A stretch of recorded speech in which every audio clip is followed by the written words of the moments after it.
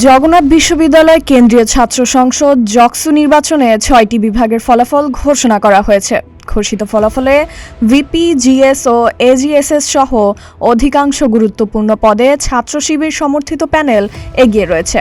ভূগোল ও পরিবেশ বিজ্ঞান, নৃবিজ্ঞান, লোক প্রশাসন, ফার্মেসি, সিএসসি এবং জেনেটিক ইঞ্জিনিয়ারিং অ্যান্ড বায়োটেকনোলজি বিভাগের ফল প্রকাশ করা হয়। ভিপি পদে ৬ কেন্দ্রের মধ্যে ৫টিতে শিবির সমর্থিত অদম্য জবিয়ান প্যানেলের রিয়াজুল ইসলাম এগিয়ে আছেন। ৬ কেন্দ্র মিলিয়ে তিনি পেয়েছেন ৫৭৬টি ভোট। তার নিকটতম প্রতিদ্বন্দ্বী ছাত্রদল ও অধিকার সমর্থিত একেএম রাকিব পেয়েছেন ৫২৭টি ভোট। জিএস পদে ঘোষিত কেন্দ্রগুলোতে ছাত্র শিবির সমর্থিত আব্দুল আলী মারিফ এবং এজিএস পদে মাসুদ রানা এগিয়ে রয়েছেন।